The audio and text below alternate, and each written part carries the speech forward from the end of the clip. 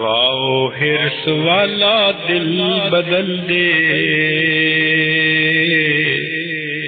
میرا غفلت میں ڈوبا دل بدل دے۔ خوابوں کے بارے میں آج اس سے آپ حضرات نے بہت کچھ سنا ہے۔ خواب جو ہے وہ حجت شرعیہ نہیں ہوتے، یعنی شرعی دلیل نہیں ہوتے۔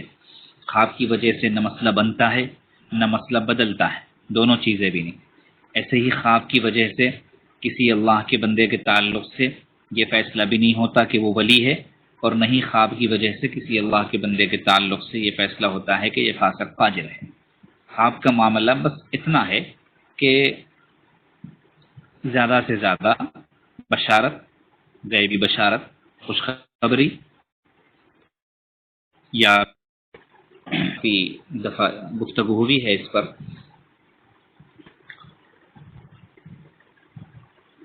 تو خواب دیکھا اس اللہ کے بندے نے کہ، اور اس کو جو ہے اس سے پہلے بھی نبی علیہ السلام کی متعدد دفعہ زیارت ہو چکی ہے خواب میں۔ کسی اور کا خواب ہے، آپ یہ نہ سمجھیں کہ اللہ کا بندہ کہے کہ اس میں حضرت اپنے آپ کو مراد لے رہے ہوں گے، خوش فہمی میں نہ رہیں، یہ کسی اور ہی کا خواب ہے، بس حکم ہوا ہے آج اس کو پیغام پہنچانے کا، اس لیے پہنچا رہا ہے۔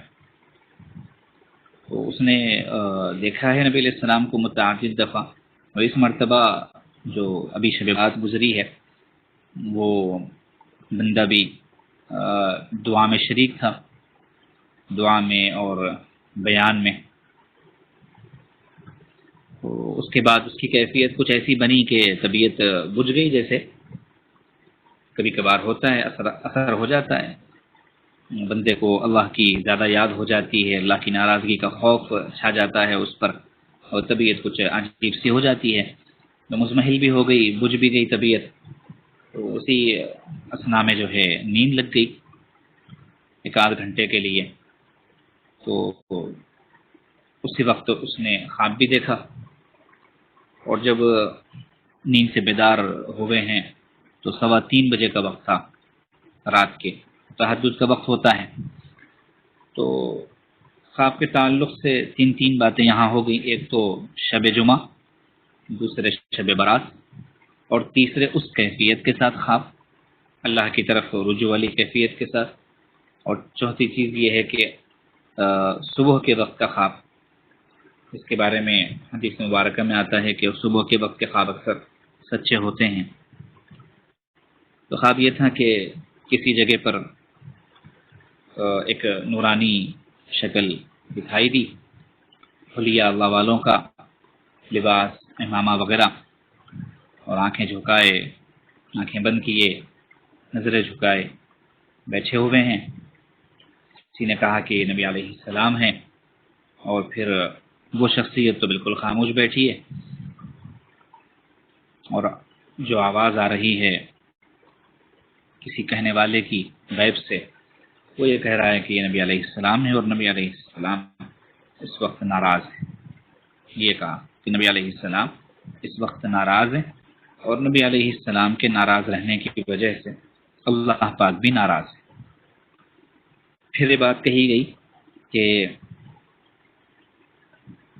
اس وقت اللہ کے نبی علیہ السلام کے ذکر کا اہتمام کیا جائے، اللہ کے نبی علیہ السلام کے ذکر کا اہتمام کیا جائے، خوب ذکر کیا جائے۔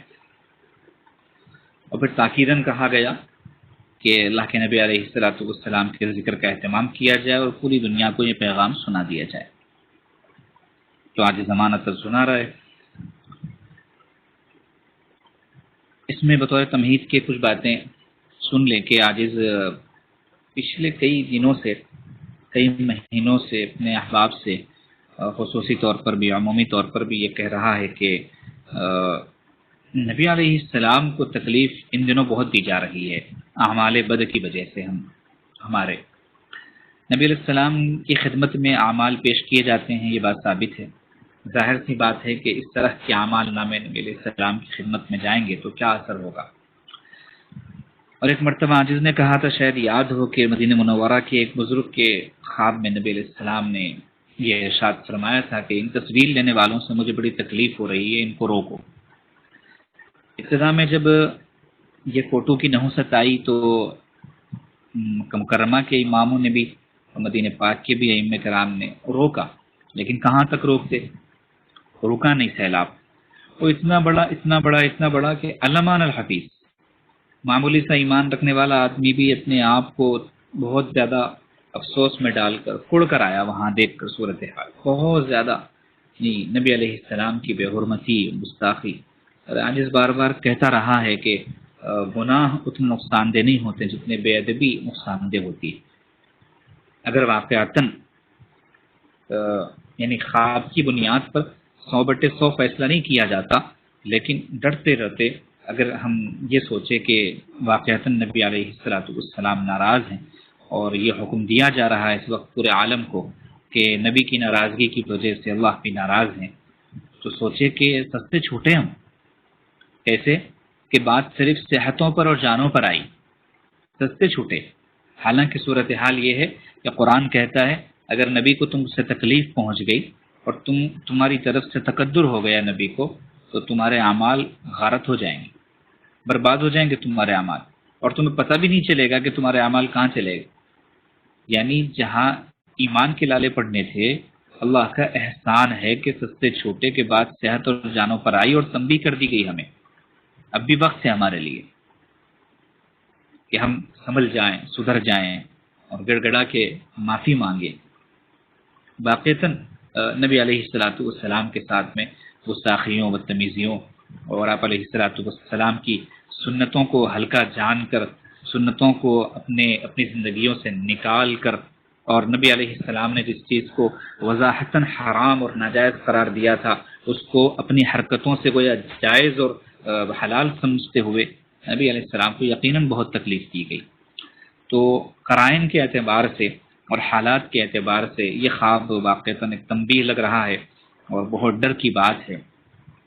اللہ پاک ہم سب کی حفاظت فرمائے اور اللہ پاک ہم سب کو درگزر فرمائے، اور نبی علیہ السلام کی کل قیامت کے دن